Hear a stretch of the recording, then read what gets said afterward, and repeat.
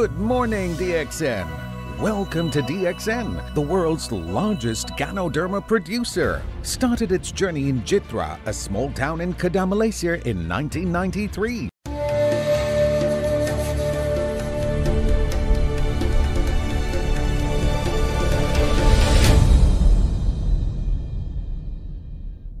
DXN Philippines, let's send our likes and our love to our star diamond, Dr. Danilo Sadsad.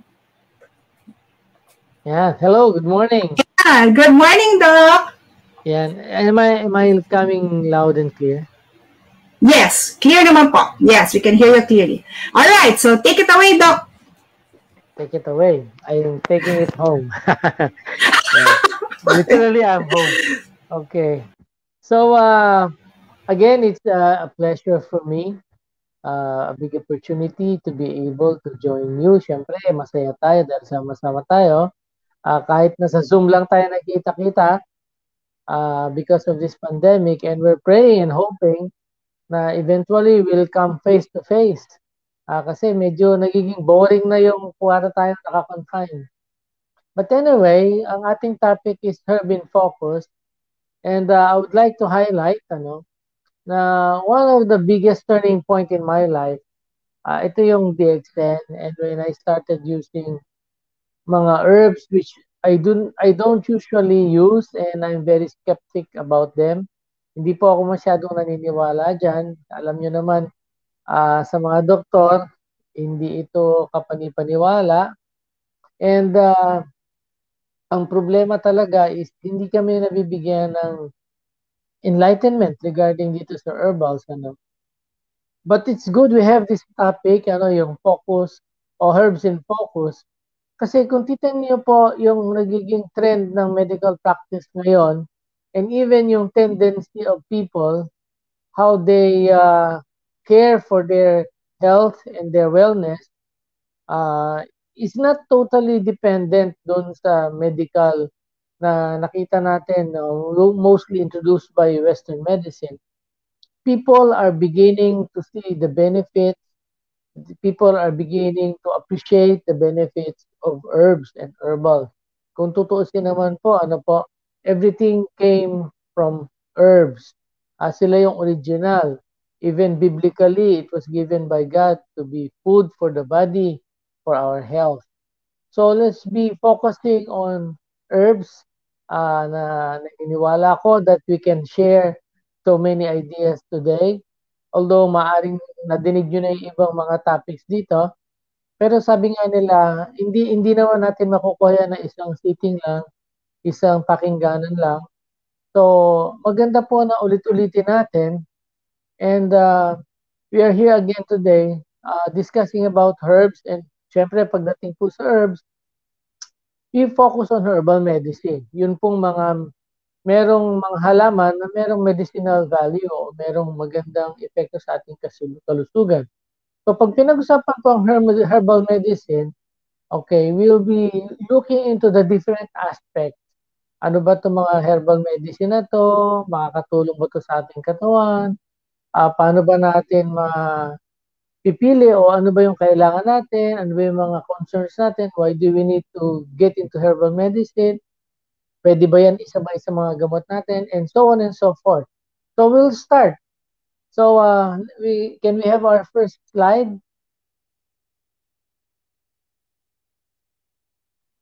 Home base. Yan. Sige po. Next slide. What is herbal medicine? Next slide po. Wala pa isang slide natin. Next slide. So, herbal medicine, yan. So, what is herbal medicine? This refers to use of plants materials or products or extracts to create preparations which may be used for alleviating symptoms of illness, or noong unang panahon po, literally, it's for healing.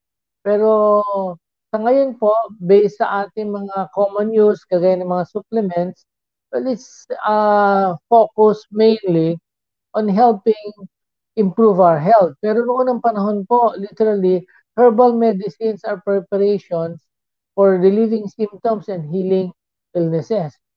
So yung use of herbal medicine has been founded since or has been found since 1600 BC. So may mga archaeological digs sa mga ancient tombs, so mga iba't ibang mga documented archive materials that supports yung existence ng herbal medicine. Noong unang panahon po, ito po ay walang masyadong written document, but mostly yung knowledge of practicing herbal medicine was translated verbally. Oral translation lang o yung tradisyon na kinukwento kung meron isang mahusay na herbalist o isang gumagamit ng herbal medicine, meron siya tinitrain. Parang ano niya, ang tawag dito, apprentice na eventually yung knowledge will be passed on. So, ang mga herbs po nun is very powerful. Next slide. Next slide, please. Yan. So, ang medicinal herbs is not new. It's been around for centuries and it's gaining popularity nowadays.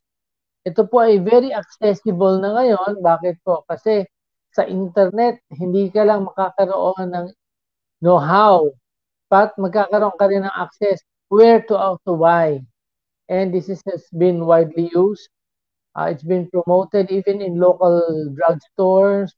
Pati po mga doktor are getting involved in herbal medicine or in herbs.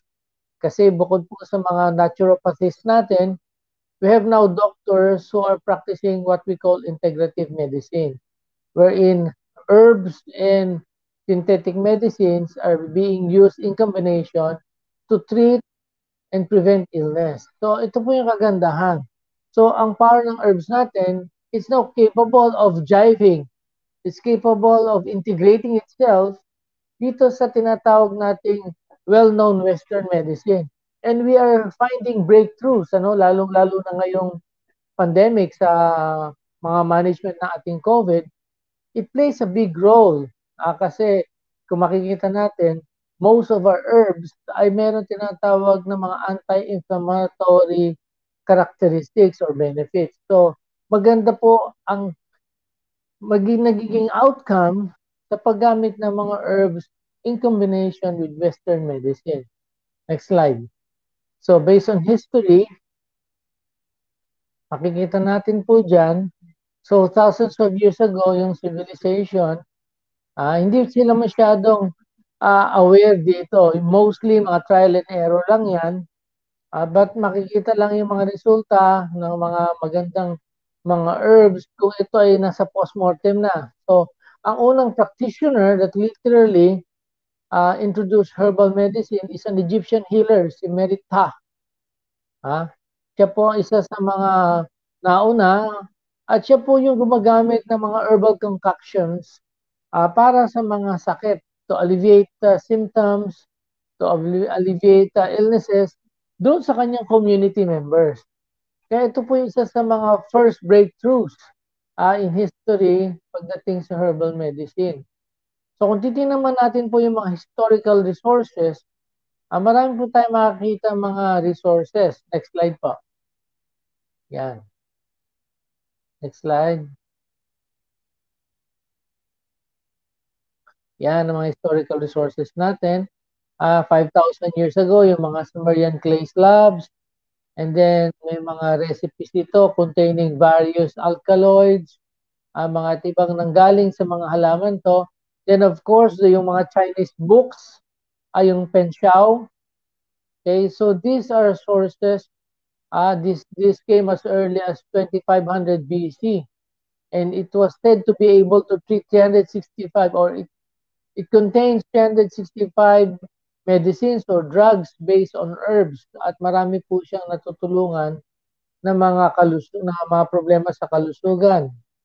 So another historical resources natin, next slide, yung mga Indian holy books, mga Vedas, wherein excuse me, yung numerous spices plants nakikita natin dito kagaya ng mga pepper, mga cloves, and then of course yung mga papyrus that was found 1550 BC. na mga collection of more than 800 prescriptions repairing to 700 plants. So makikita natin historically, marami na mga sources na pwede natin pagbasihan. Na itong mga herbs na to has been around being used by a lot of people, very effective in treating and helping yung mga kalusugan. Kaya nga po sa ngayon, medyo nagkakaroon uli ito ng resurgence, magkakaroon ng magandang benepisyo, maganda appreciation, but of course, dapat ilagay natin sa tamang perspective, sa tamang pananaw. So next slide.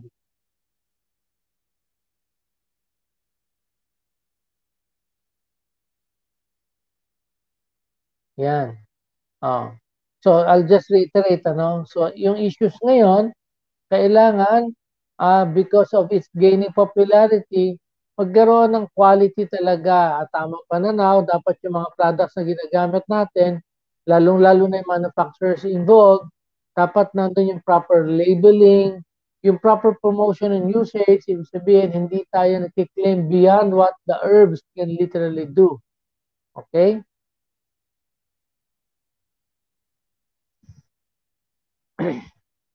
Next slide.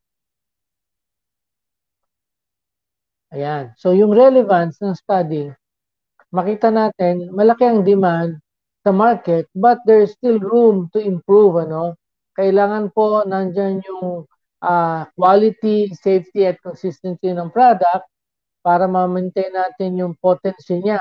And of course, yung purity, alam niyo po, we must be very critical pagdating po sa paggamit natin ng mga herbs. Dapat alam natin ang sourcing yan. Yung tamang sourcing. Alam natin kung paano kinocultivate. Is it cultivated or is it gated from the original source? And then how is it manufactured? Paano ba yung manufacturing process niyan? Ang manufacturing process ba niyan? It goes through yung strict mga manufacturing standards. So, kasi po nowadays, sa mga medicines po, kung hindi po nasusunod itong mga manufacturing standards, proper sourcing, proper cultivation, marami pong pwede maging problema, kagaya ng mga contaminants. So ito po yung advantage natin. When it comes to DXN, it meets the global standard of cultivating, manufacturing, and even yung marketing po ng herbal products. Kasi alam niyo po, sometimes dito sa marketing nagkakaproblema because yung mga claims, yung mga usage, just to be able to push the product to the market, there's a tendency to overclaim or exaggerate. So, yun po yung kagandahan natin dito with DXN. We appreciate the benefit of herbs, pero sabi nga natin, we put it in the proper perspective. Bigyan ko lang po kayo ng tip. When you're using herbs, hindi po masama mag-herbals. Dapat lang po alam natin, why are we getting into herbs? Ano ba intention mo? Do you want to improve your immune system? General health and wellness lang ba ang kailangan mo? Or you are trying to help and treat a particular condition in your body.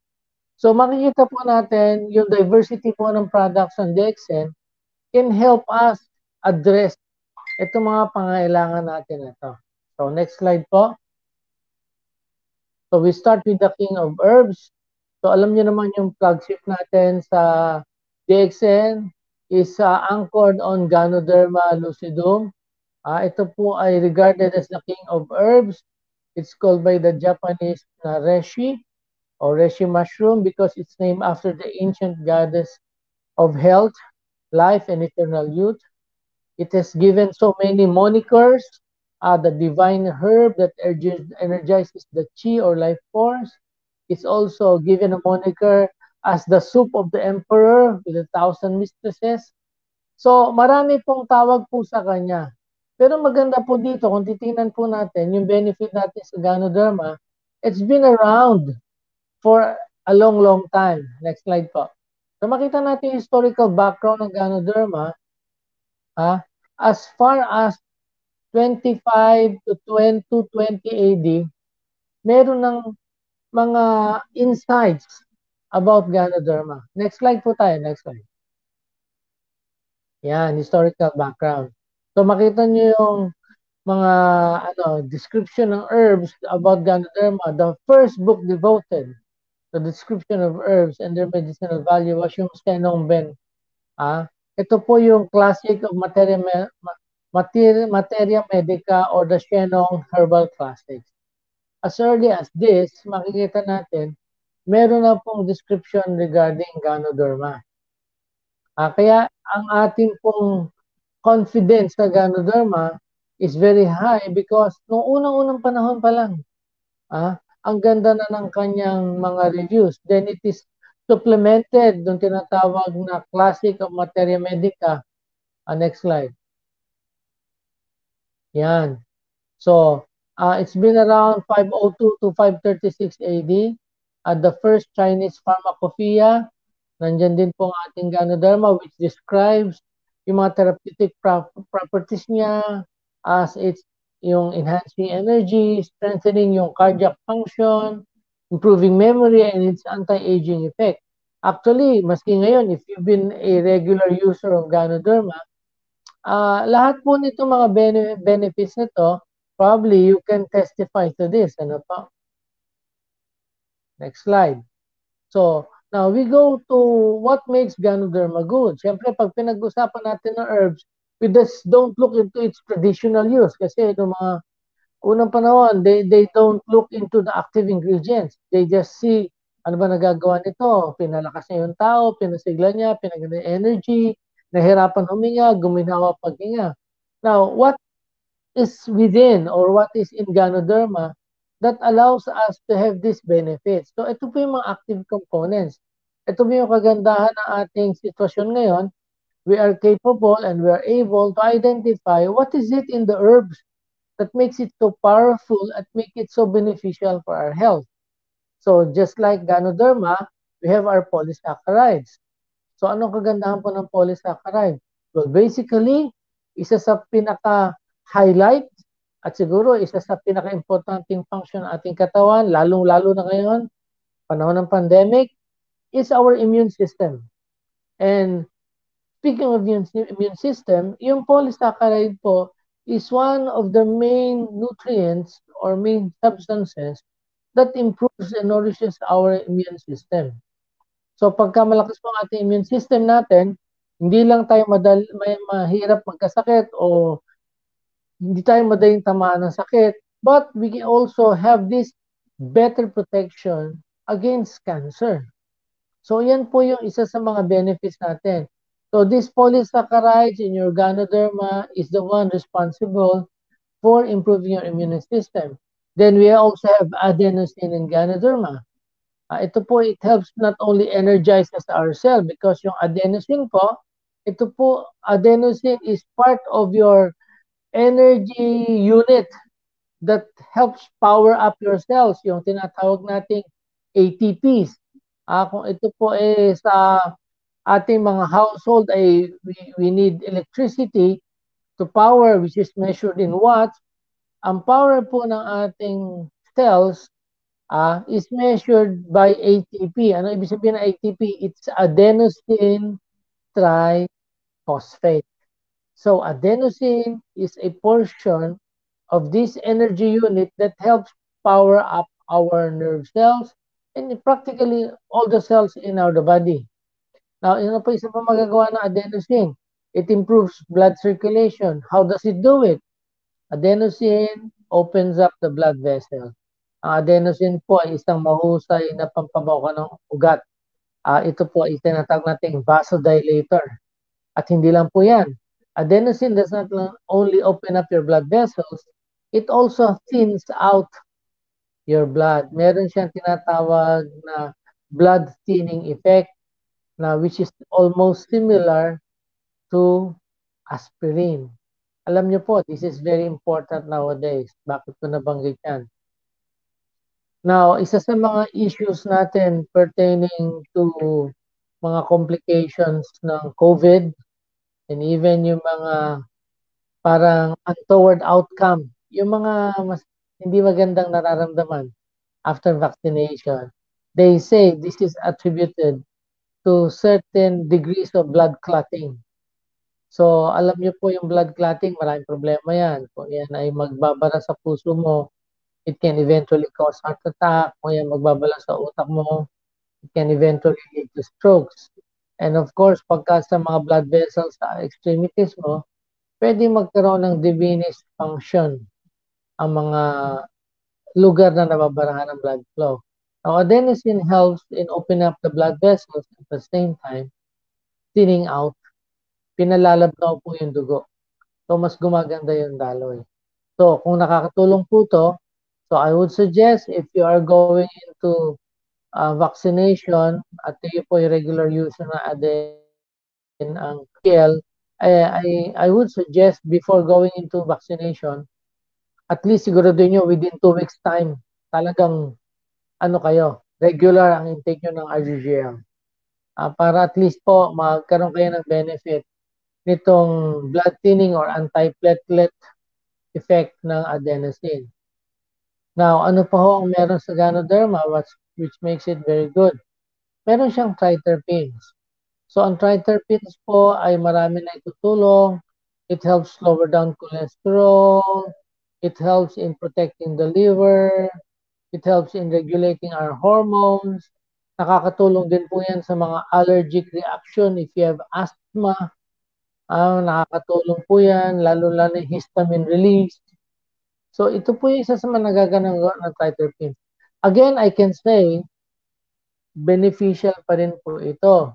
Lalong-lalo na sa advent ng vaccinations. Why? Isa sa mga issues nila regarding vaccines ay yung pong allergies.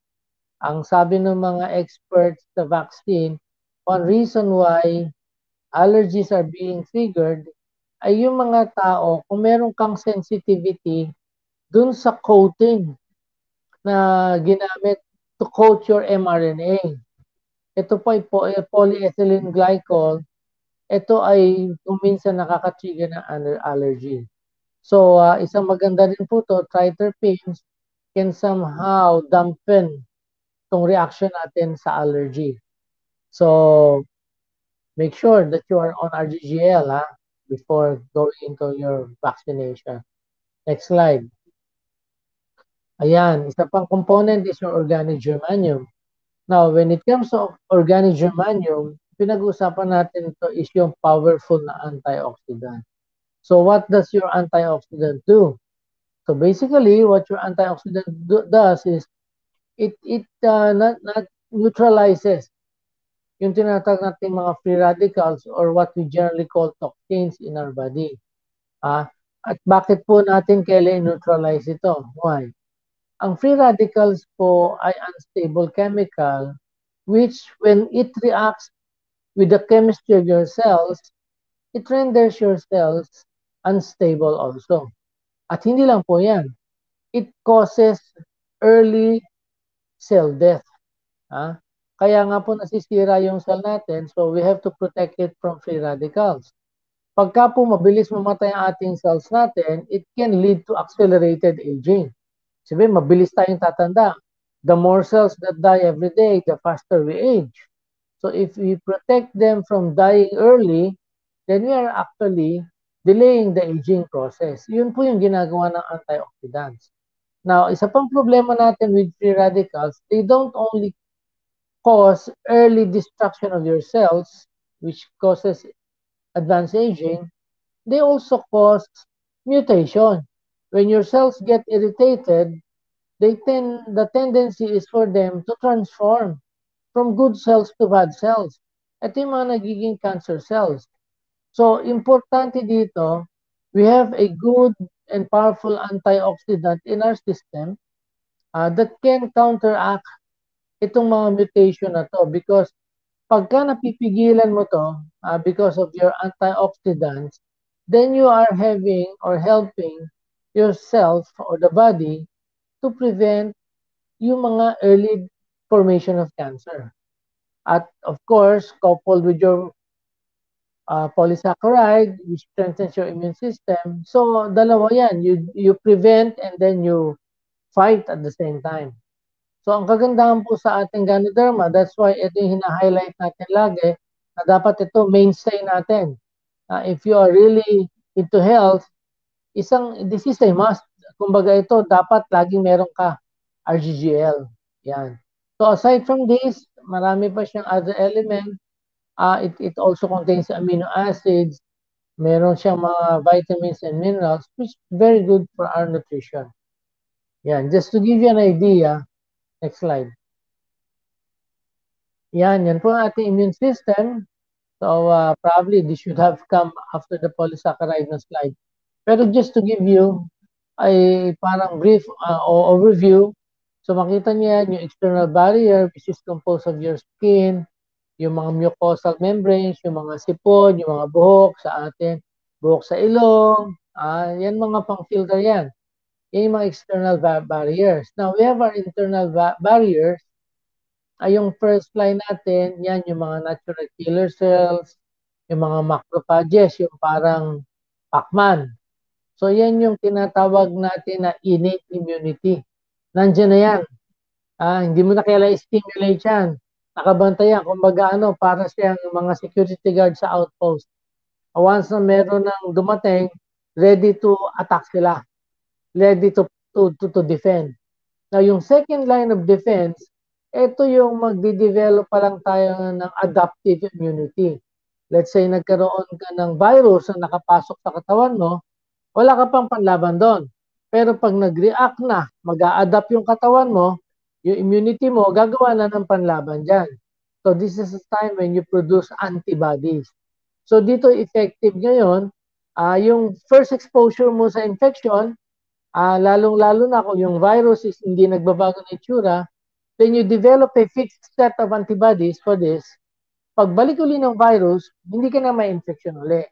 So this accounts for yung mga immunity natin, kung bakit pag nagkatigdas ka na, hindi ka na magkakatigdas, nagkabulutong ka na, hindi ka na magkakabulutong, nagkabeki ka na, hindi ka na magkakabeki ulit. Because we have developed and adapted to that infection.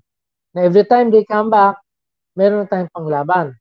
Ngayon, may mga iba namang viruses na bago ng bago ang itsura, kagaya ng nature ng coronavirus mo, yung mga pangsipon, pantrangkaso. So every time they come in, iba itsura nila. So yung dati existing mo antibodies, maaaring hindi na laging nakatama or appropriate para sa panlaban sa kanila.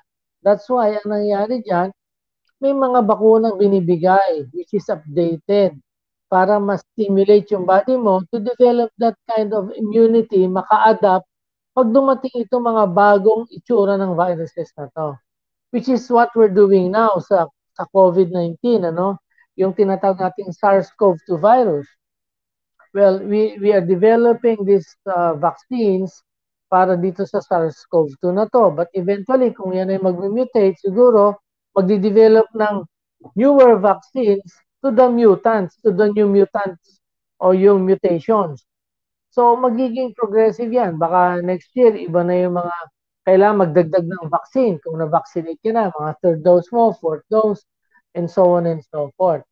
But this is the way the body adapts doon sa ating mga infection. Okay, next slide. So ito lang po yung continuation natin regarding sa Ganoderma. Yan, these are some supports. Yung Ganoderma natin, ito po ay very rich in triterpenoids, polysaccharides, ano ba ito? Alkaloid sterols, yan. So this Ganoderma lucidum, there are paper presentations that shows its effectiveness in stimulating our immune system, and it's immunomodulatory, sorry, nabubulol. It's anti-angiogenic, and then it has cytotoxic effects. So these are the additional benefits of your Ganoderma. Then ano pa? Sabi dito, it involves or it affects immune cells and immune-related cells including B lymphocytes and polycytes. So, ibig sabihin, ito po yung mga paper presentation researches which shows na ang Ganoderma is very effective in improving yung function ng ating immune system, lalong-lalo na yung involvement nila sa production ng antibodies. Yan. It also suggests that it somehow stops yung mga tinatawag nating tumor growth. Next slide. Sige po, next slide again. Yan. So ito yung mga schematic diagram lang or representation how our immune system fights against cancer cells. Yan, makita niyo mga antibodies, may cancer cells, may natural killer cells. So what does it do? It helps fight out and eliminate yung cancer cells. Yan. So ito naman, next slide. Yan, this is just to show you how adenosine works. Okay, yan po yung sa circulation natin. So it improves blood circulation by opening up your blood vessels. And then makita nyo ATP dyan, it's the source of energy that powers up our cells. So yan po yung nagagawa ni adenosine. Now next slide, yung triterpenes. These are just I just got this mga research papers pertaining to yung effect niya pagdating sa yan yung mga tulong ng triterpene sa mga sa diabetes, pangtulong siya sa mga call allergies. But what is good in triterpenes is specifically maraming studies sa kanya which shows that helps lower down yung ating sugar. So it have what we call yung hypoglycemic effect, pampababa ng ating blood sugar. Ano pa ho? Yan. Ito is mostly based on the sugar also. These are studies just to show you. Yan. Anti-allergic benefit. Next slide. Next slide po. Next slide. Yan. Just to show you yung mga anti-allergic benefits ng triterpenes and polysaccharide. Now, other stimulating benefits or other benefits of Ganoderma. Next slide. Just to run down. Ito po yung mga mga researches. Yan yung Tomasi et al. Mga killing cancer cells ng ating Ganoderma. It's immune stimulating by studies by Wang et al. So mga lang po to, mga paper presentations just to highlight. Ito po yung mga benefits ng Ganoderma. Next slide. Yan, it's antibacterial. It helps lower down your blood sugar. It prevents and helps the liver and your gastrointestinal system. Yeah. So that's all about Ganoderma. So ano pa ba yung mga herbs na pwede makatulong sa atin? Of course, alam niyo naman ang mainstay natin sa DXN, ano? When you're on RGGL, most likely you're also in spirulina. So next slide. Yan. So we are now talking of spirulina. So ano ang spirulina? Ito po ay blue-green algae. This is what you call microscopic plant. Mga algae po yan, para mga lumot. Now, ang maganda po dito, ang ating spirulina, it has life-giving nutrients. Kompleto po yan. May proteins, may beta-carotene, may chlorophyll, just like your malunggay.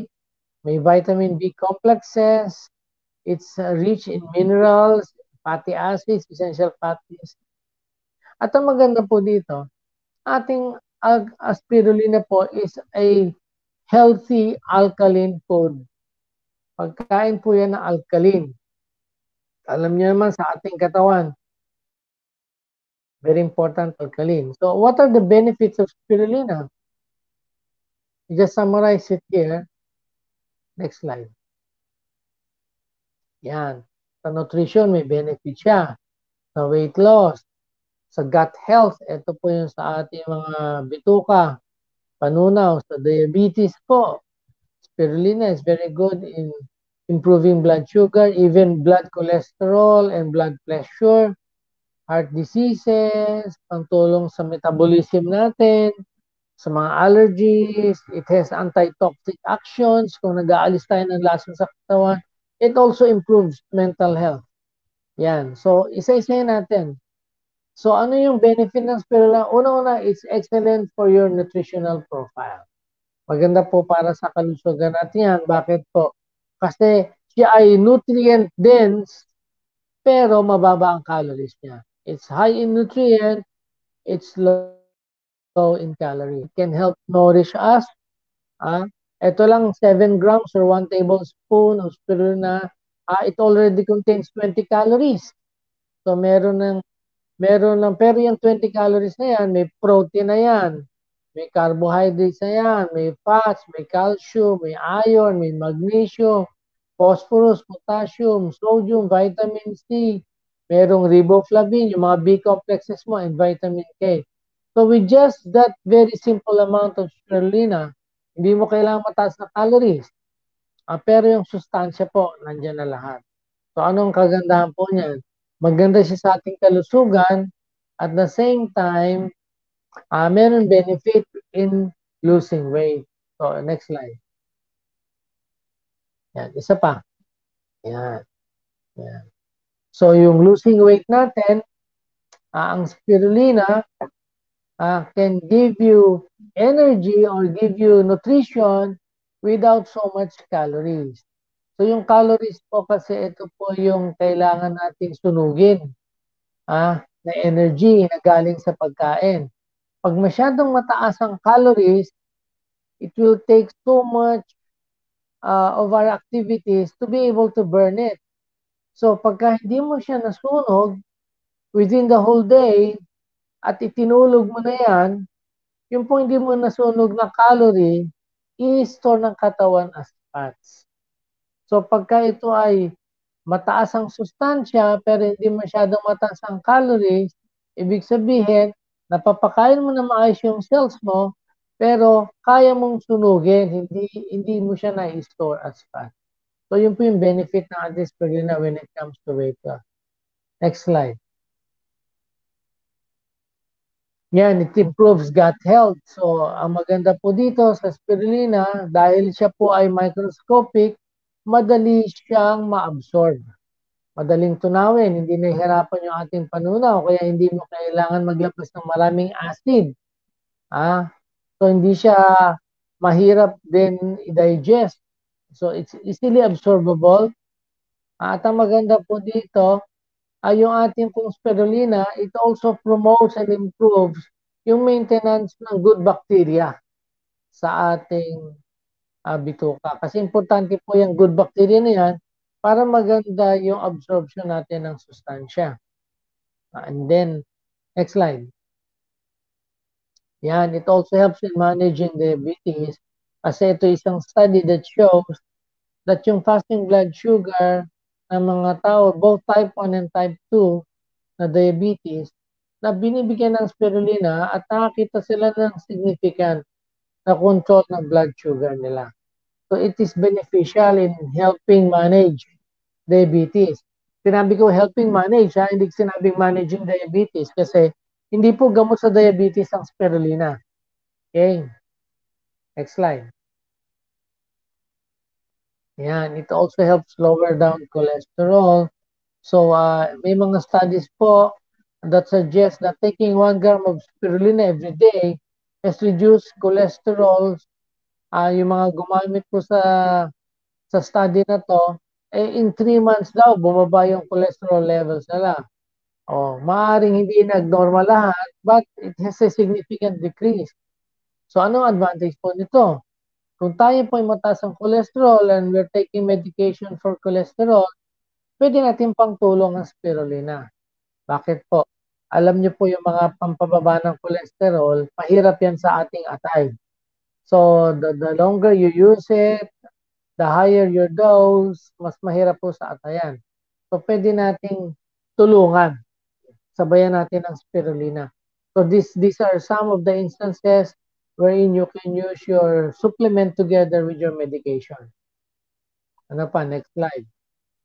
Then, it also prevents heart disease. Bakit po? Kasi alam naman natin, one of the risk factors why we have heart disease, nagbabara yung mga ugat natin, is because of high cholesterol.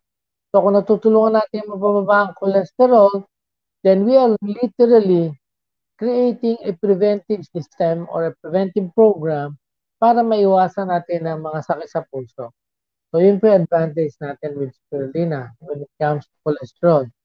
Now, ang maganda po sa spirulina, next slide, is that it helps boost our metabolism. Well, unang-una, maganda po ito kung lalo na tayo nagkakaedad na. As we age, our metabolism slows down, kaya matamlay, antukin, di ba? Now, at saka hindi lang po yan antukin. When you're sluggish and you become to slow down your metabolism, you tend to burn less calories. So, ano ibig sabihin yan? You start to grow wide, you stop growing up, you start growing wide.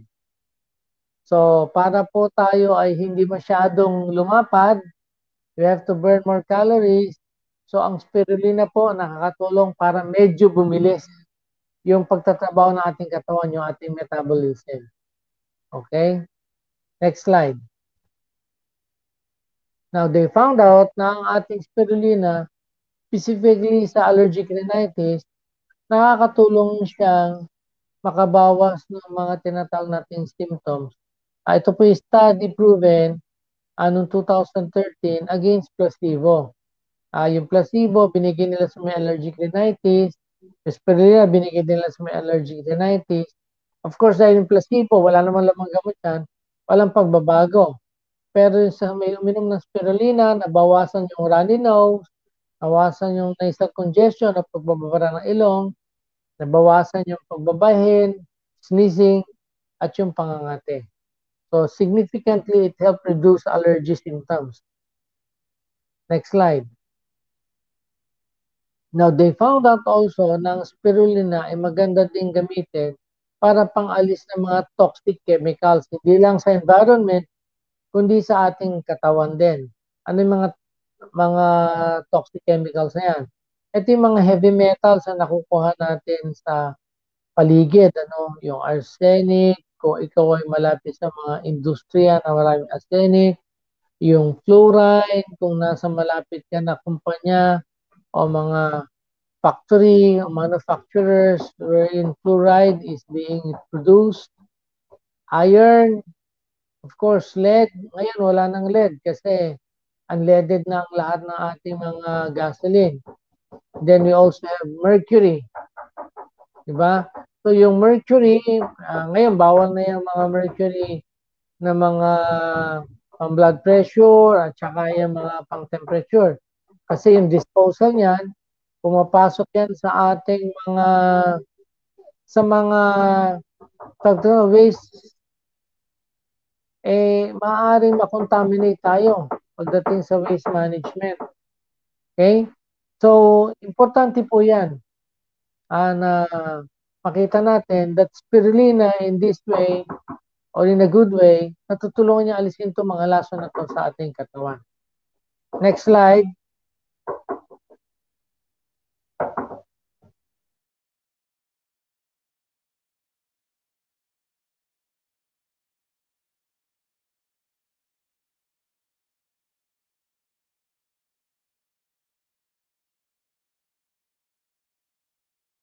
Next slide.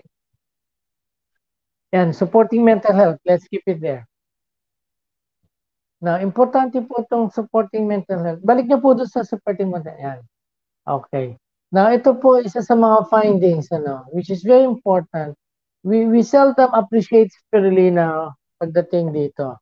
Pero gusto ko maging highlight sa atin to that spirulina can somehow improve yung mood po natin. Bakit po? Ito po isang paper presented during 2018 na pinakita nila na spirulina could play in treating mood disorders.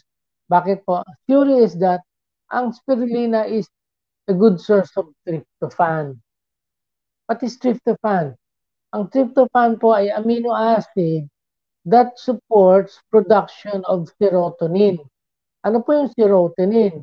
Ito po yung tinatawag nating mga good chemicals or feel-good chemicals sa ating brain. Bakit po? Pag magandang serotonin levels mo, yung takbo po ng isip mo, maganda, masaya ka, masigla ka, walang depression.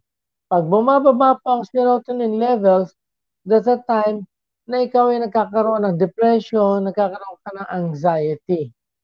Okay?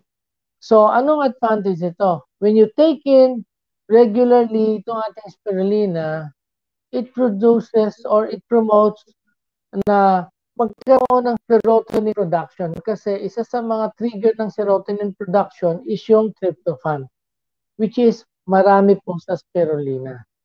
So pagka nag-spirulina ka, mataas ang tryptophan, mataas ang serotonin, maganda ang mental well-being mo.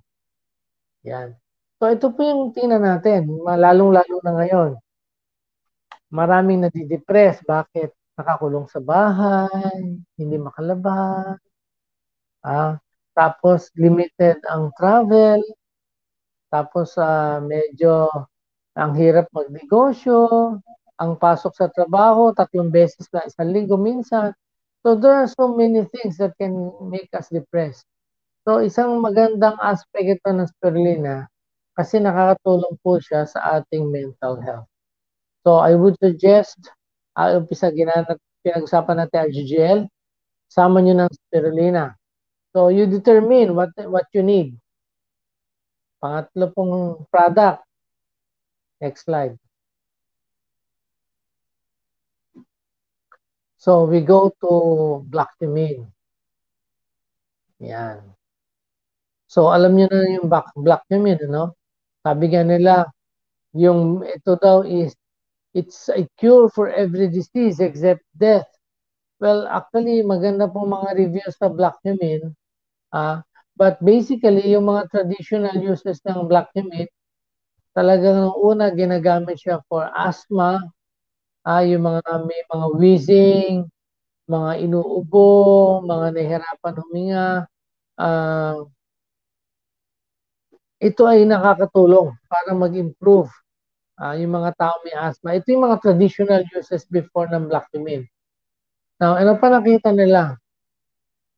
Based on observation and studies, they found out that yung 2 grams daily ng Blactimine may help lower down yung blood sugar. So, pangtulong din to if you're diabetic, you're taking medicines for diabetes, you may want to improve this by taking Blactimine together with your diabetic medication. Kaya lang gusto ko magkaroon kayo ng precaution. Whenever you're taking supplements together with your medication, you must always monitor. Kunyari, blood sugar. Minom ka ng gamot for blood sugar. Tinamo RGGL, spirulina, Blactimine. Dapat i-monitor mo yung blood sugar mo. Bakit? Kasi baka mamaya, natutulungan na ng supplement mo, yung gamot mo, bumababa na ng sobrang blood sugar mo. So, there must be dose adjustments. Saan ka mag-adjust ng dose? Of course, syempre, kung mas maraming side effects yung gamot mo, magbawas ka ng gamot mo, which you have to ask your doctors. Hindi yung appliance. Yung doctors po ang tatanungin nyo, bumaba na pong blood sugar ko, umiinom po ako ng RGGL, spirulina, tsaka Blactimine, pag inom ko ng gamot, ganito lang yung sugar ko, what dose adjustment must I do? Yan, tanong niyo po sa doktor nyo. Okay. Ano pang benefit ng Blactimine natin? Research shows na yung ating Blactimine po may also help reduce blood pressure, even in small amount. So, yan, nakakatulong din. Again, monitoring. Wag yung basta inom kayo ng Blactimine, tuloy-tuloy. Yung ating pong supplement should be taken together with your medication. Kasi bakit? We are not promoting this to be a substitute for medication. So, monitor kayo ng blood pressure, sabay ng gamot, at saka Blactimine, spirulina, RGGL. Then, pagka bumaba yung blood pressure nyo, then you go to your doctor for those adjustment also. Okay? Now, ito pa maganda. They found out ang last Blackmin daw help improve yung sperm count at saka sperm motility, yung function ng sperm. So, this is significant doon sa mga may infertility problem na lalaki. You are working out, makakatulong po ito to improve yung chance of fertility. Next slide. Now, I would like to add to our arsenal itong cordyceps. Ako po, in particular, I'm taking cordyceps kasi this is one of the recommendations ng mga integrative physicians to take after you've been exposed to COVID. Why? Isa sa maganda sa effect po ng cordyceps is it improves yung ATP production, which is energy. Pinag-usapan natin kanina yan. And it improves also oxygenation to your lungs. Isa sa mga problema po post-COVID is that meron pang yung bang hingal, parang konting difficulty of breathing. So, with cordyceps, natutulungan po i-improve ito. So, but if you're not in any of those situations, let's say normal, gusto mo athletic ka, you can help this to boost your exercise performance. Maganda yung magiging kakayahan mo mag-exercise, improve yung stamina mo, because this helps improve oxygenation and energy ng ating cells. Okay? Next slide. Now, ito pwede pang tulong din natin. Well, ito po ay Poria S. It primarily contains polysaccharides and triterpenes.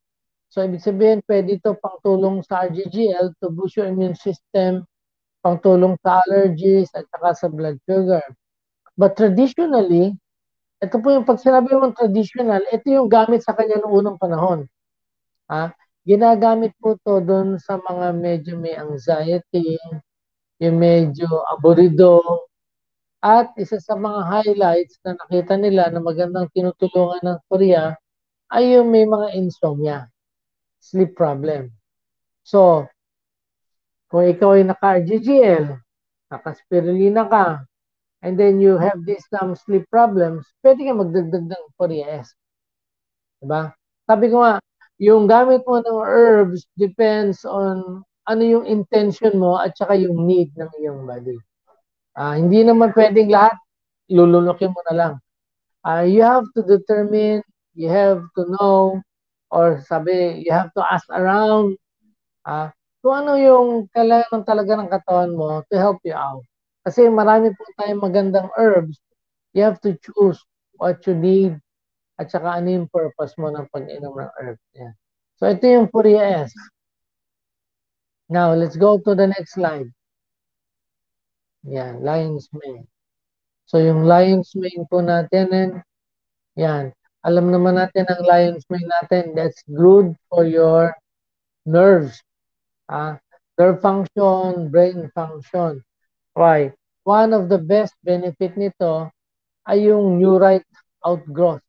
Ito po ay natutulungan ng ating lion's mane ay yung mga nerve natin, yung mga tinatawag nating mga duktungan ng ating lion's mane.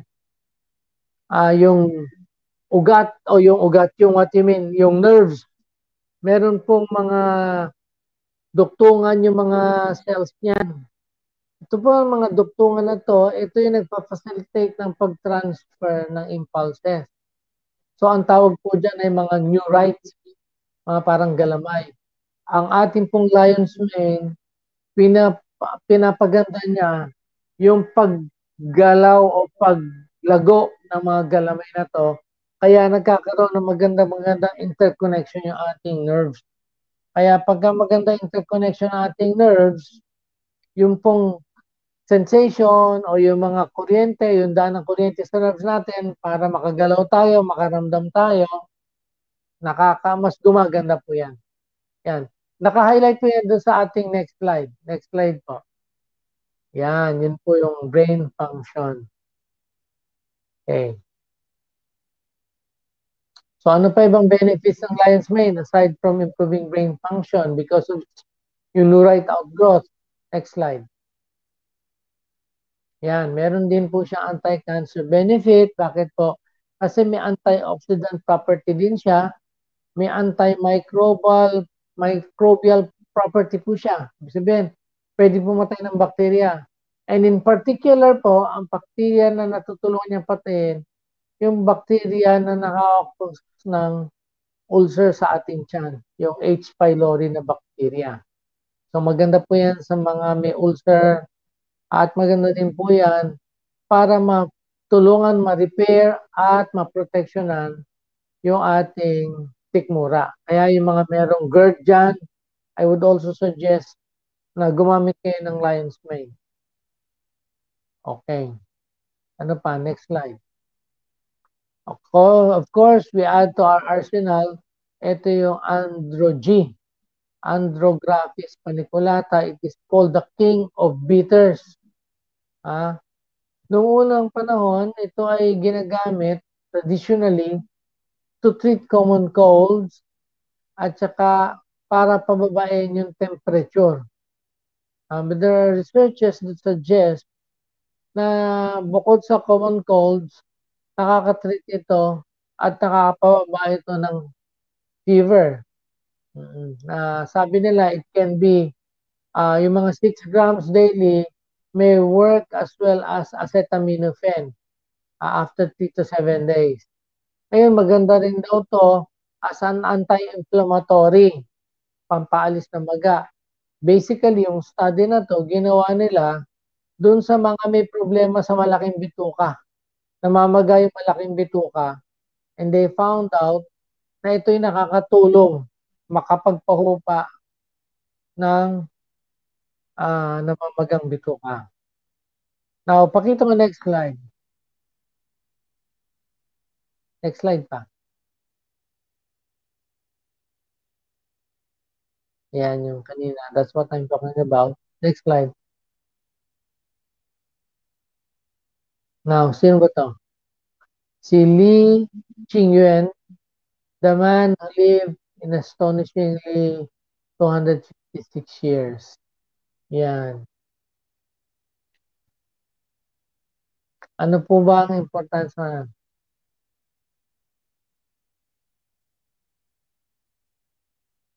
Ito po. Ang nakatulong daw sa kanya na makapagpahaba ng buhay ay Lingzi. So, ito po isa sa mga proof ng herbs po is really very beneficial and powerful. Yan. Next slide. Yan po siya. Gusto niyo bang mabuhay ng 265 years? Okay. So, we go now to our guide on effectively using herbs. Una-una po, know your needs. So, alamin nyo, know why you want to incorporate herbs in your wellness plan. Ano bang kailangan mo? Papalakas lang ba ng immune system? O ito ba pang general wellness? O meron ka bang specific issues sa kalusugan? High blood ka ba? Diabetes ka ba? May iniiwasan ka bang cancer? Or are you treating cancer? Or cancer survivor ka ba?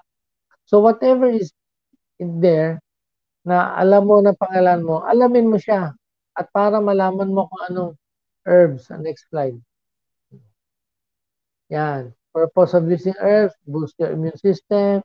Hindi ka ba makatulog? May problema ka ba sa mood or alertness, stress, antioxidant because you want to prevent cancer, o gusto mong tumulong paggamot ng iyong cancer. Yan. Next slide. Yan. So ito lang, bigyan ko ng things to consider na. Most of the time, yung herbs po prescribed for a whole person, not for a specific condition. Kaya kung titingnan natin, saan ba siya kailangan? Kasi kadalasan po ang herb, general ang effect, ang benefit. Pangalawa, yung herbs po natin for general wellness, pwede rin siyang gamitin para sa mga specific condition. Kunyari, general wellness mo, RGGL, ganyan. Ngayon, may specific condition ka na gustong tulungan, pwede mo siyang gamitin. Kaya lang, saan sila magbabago? Magbabago sila sa frequency at saka doon sa dami ng inom mo. Yan. O kung minsan naman, doon sa type of extract. So, yan yung mga important things i consider natin. Yung herbs mo, pwedeng pang wellness lang. Yung herbs mo, pwede rin pang specific condition o pantulong sa specific condition. And then, pangalawa, next slide. Know the traditional source of your herbs.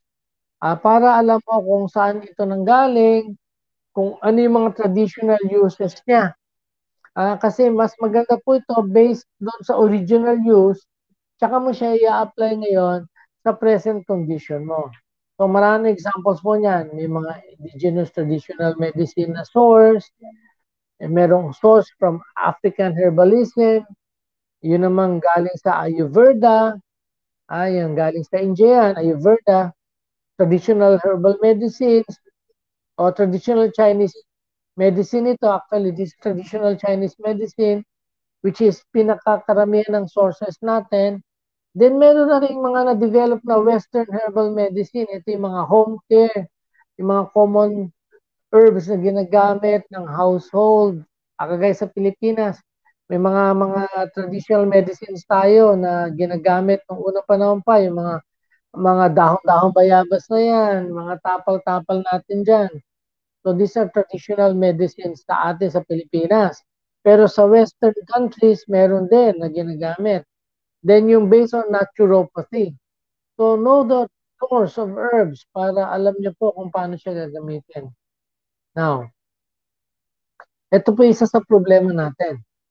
Yung ibang herbs po are taken out of context of their tradition, kaya nagkakaroon ng misuse at yung qualities nila na-exaggerate, sobrahan, yung iba naman, nagkukulang naman.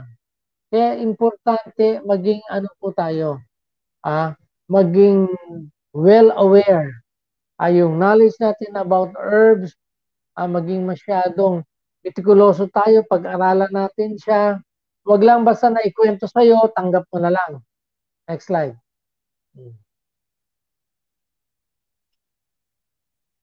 So ito po ang kagandahan, sabi ng karamihan ng publications, both traditional at saka alternative care are becoming increasingly more popular and more reputable. Ibig sabihin, hindi lang siya popular, talagang meron siyang magandang benepisyo at gamit. So importante po dito, yung mga sitwasyon sa ating bansa, sa ating lugar, sa ating society, magkaroon po tayo dito ng magandang mga sistema. How we can conform, improve yung ating paggamit ng mga herbal products. Ito po yung kagandahan sa DXN. DXN po, we are here to give you quality products. Maganda ang source natin, hindi lang tayo popular, we are reputable, and we conform dun sa mga tinatawag natin mga standards based on countries at saka international standards. Kaya po yung kagandahan natin sa DXN po, yung mga products natin is geared to have and keep our body healthy. So, yun po ang may share natin sa inyo ngayon regarding herbs. Next slide. Yan. So, gusto ko lang sabihin sa inyo, I hope na itong usapan natin has given you some foundations tungkol sa herbs.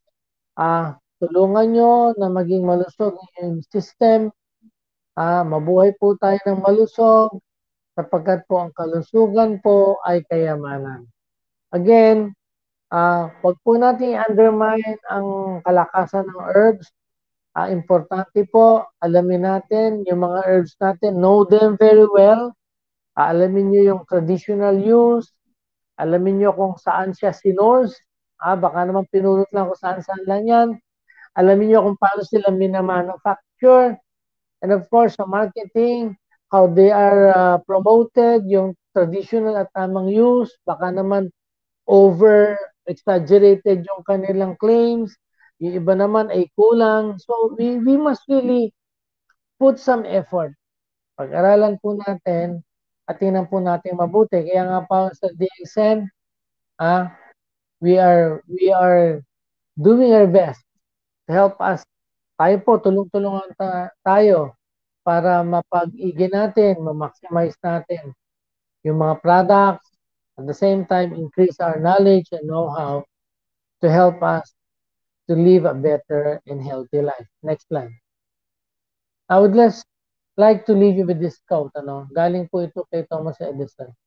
Sabi niya dito, the doctor of the future will no longer treat the human frame with drugs, but rather will cure and prevent disease with nutrition. Importante pong nutrition kasi po, it determines what you give to your body. Sabi nga nila, you are what you eat. If you eat healthy foods, you eat healthy supplements, you become a healthy person. If you eat bad food, you eat bad supplements, you eventually develop bad health. So it all depends on us. Mag-ingat po tayo mabuti ngayong pandemic. Maging malusog po tayo. Maging masaya tayo. Magpasalamat tayo sa Panginoon dahil we are all surviving and overcoming itong pandemic na to. Thank you so much. Good morning, DXN.